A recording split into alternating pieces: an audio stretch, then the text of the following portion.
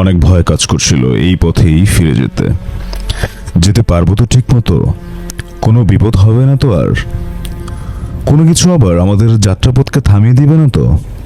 অনেক কিছুই মাথায় ঘুরছিল তখন, কারণ সবটাই ছিল ধোঁয়াশা আর প্রচন্ড ভয়।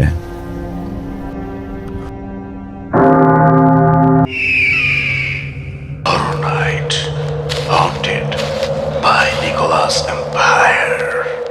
Welcome back. আপনাদের সবাইকে স্বাগত জানাচ্ছি আমি নাজিব। আশা করি আপনারা সবাই ভালো আছেন। শুরু হয়ে গেল স্টার কম প্রেজেন্স হরর নাইটের নতুন এপিসোড অভিশপ্ত চিত্র। শুরুতেই আপনাদেরকে জানিয়ে দিই, আপনি আমাদের যে কোনো ঘটনা পাঠাতে চাইলে আমাদেরকে ইমেল করুন horrornight731@gmail.com এবং আমাদের ফেসবুক ও ইউটিউব চ্যানেলের সাথে কানেক্টেড থাকুন। সো আজকের এপিসোডের মূল ঘটনায় ফিরে আসি। ঘটনাটি পাঠিয়েছেন সিফাত উত্তরা থেকে। সো লিসনার্স, শুরু হলো star com presents horror night powered by Nicholas empire. আসসালামু আলাইকুম, আমার নাম সিফাত। আমি উত্তরা থেকে বলছি। প্রফেশনালি আমি একটা মাল্টিন্যাশনাল কোম্পানিতে জব করছি। সঙ্গত কারণেই কোম্পানির নামটা মেনশন করতে পারছি না। আজ আমি আমার জীবনের এমন একটা ঘটনা শেয়ার করতে যাচ্ছি যা আমাকে এখনো ভাবায়, হয়তো কিছু শেখায়, বাট স্টিল ঘটনাটার ব্যাখ্যা বা লজিক আমি আজও পুরোপুরিভাবে ক্লিয়ার না। যাই হোক, আমার মনে হয়েছে লিসেনার্সরা ঘটনার থেকে অনেক কিছু শিখতে পারবে, তাই আপনাদের উদ্দেশ্যেই শেয়ার করা।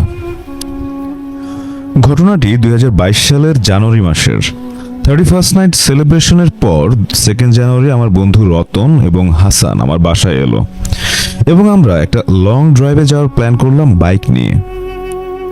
তখন আমরা আমাদের আরেকজন বন্ধু মুর্তজাকে বললাম প্ল্যানের ব্যাপারে। দেন আমরা এক্সাইটিংলি প্ল্যানটা করলাম। বাইক নিয়ে মুর্তজাদের গ্রামের বাড়ি খুলনায় যাব। সো আমরা 4 জন ফ্রেন্ডস 2টা বাইক নিয়ে ঠিক দুপুরে লাঞ্চ করে রওনা দিলাম। বলে রাখা ভালো, তখন ঢাকা মাওয়া এক্সপ্রেসওয়ে এবং পদ্মা সেতুর কাজ শেষ হয়নি। অগত্যা আমরা ফেরি পার হয়েই ফরিদপুর রোডে গেলাম। ধীরে ধীরে দিনের আলো ডুবে সন্ধে নামছিল।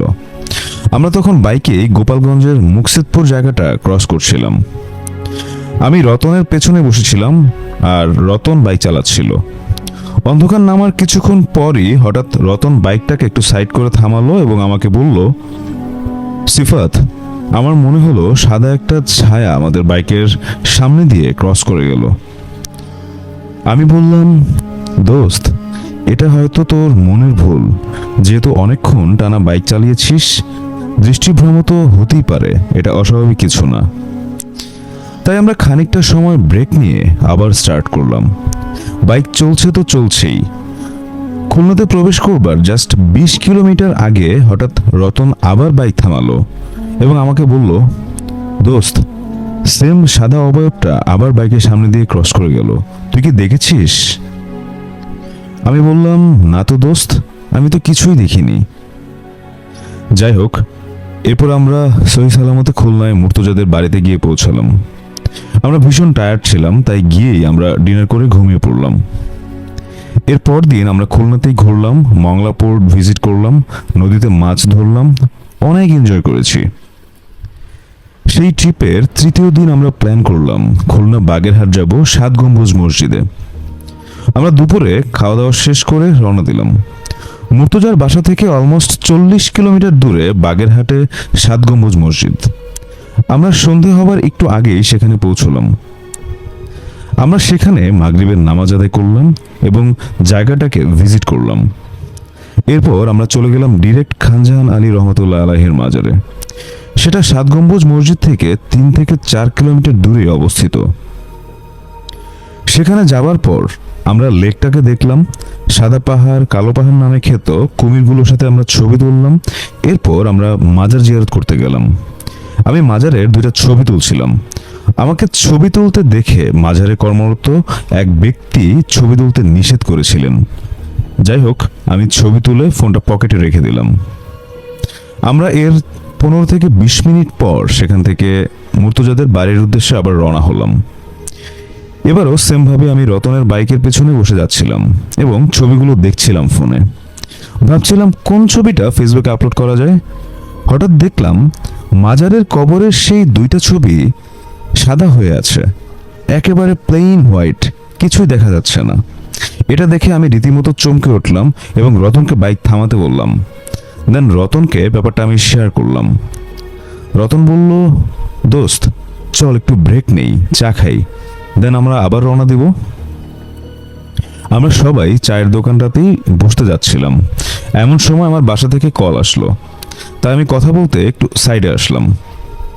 ঠিক 5 মিনিট পর আমি ফোনটা রেখে দিলাম এবং যখনই আমি চায়ের দোকানের দিকে যাচ্ছিলাম তখন দেখি অলরেডি সবার চা খাওয়া শেষ এবং সবাই বাইক স্টার্ট করবে। আমি রতনের বাইকের সামনে গিয়ে বললাম, দোস্ত চা খাবি না? এটা শুনে রতন অবাক হয়ে আমাকে বলল, তুই না আমার পাশেই বসে চা খেলি? দেন আমরা চা শেষ করে বিল দিয়ে এলাম। আমি বললাম, কি বলিস তুই? আমি তো চায়ের দোকানে যাইনি, আমার বাসা থেকে ফোন এসেছিল তাই আমি কথা বলতে গিয়েছিলাম। তখন রতন সহ বাকি সবাই, হাসান এবং মুর্তজাও প্রচন্ড ভয় পেয়ে গেছিল। আমরা সবাই ভাবছিলাম তাহলে আমার রূপ ধারণ করে কে বসেছিল এতক্ষণ। যাই হোক, আমরা মুর্তজার বাসার উদ্দেশ্যে রওনা দিই। মুর্তজাদের বাড়ি একটু চর এলাকাতে পড়েছে, তাই যাওয়ার পথে বেশ খানিকটা বালুময় পথ পেরোয় যেতে হয়। তো যাবার সময় একটা জায়গায় আমাদের বাইকটা অদ্ভুতভাবেই বালুতে আটকে যায়। বাট আমরা 3 জন মিলে বাইকটাকে ঠেলছিলাম, কিন্তু কোনোভাবেই বাইকটা সামনে এগোচ্ছিল না। কিছুক্ষণ পর হঠাৎ বাইকটাকে স্টার্ট নেওয়ার সাথে সাথেই সামনে যেতে থাকে। যাই হোক, আমরা বাসায় ফিরে আমার ফ্রেন্ড মুর্তজার মাকে সবকিছু শেয়ার করি। আন্টি শুনে রীতিমতো চমকে উঠে আমাদেরকে বলেন, তোমরা কি করেছো? তোমরা কি জানো না মাজারে গিয়ে কখনো ছবি তুলতে নেই?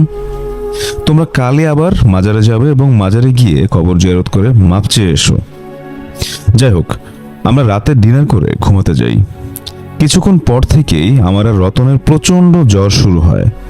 মেডিসিন, মাথায় পানি ঢালা, কোনো কিছুতেই কোনো লাভ হচ্ছিল না। পরের দিন দুপুরেই জ্বর একটু কমতে থাকে, বাট দিনের বেলায় যখন আমরা ঘুমাচ্ছিলাম তখন আমরা খুব আজে বাজে স্বপ্ন দেখছিলাম।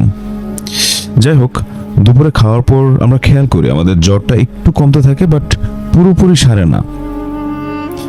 যাই হোক, গায়ে জ্বর নিয়েই আমরা বের হই এবং মাজারে গিয়ে কবর জিয়ারত করি আর ক্ষমা চাই। এরপর মুর্তজাদের বাসায় আবার রওনা দিই।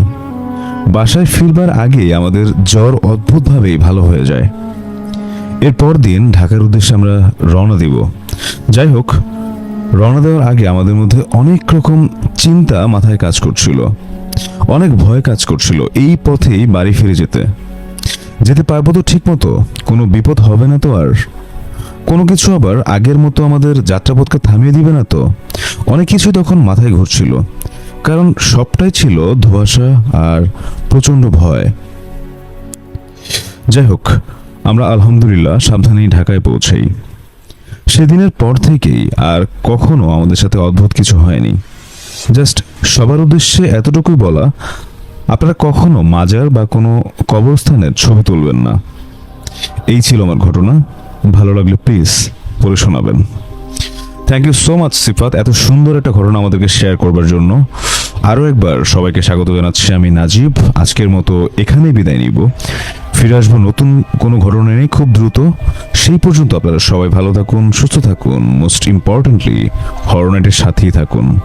আর ঘটনা পাঠাতে একদমই ভুলে যাবেন না। বিদায় নিচ্ছি আজকের মতো।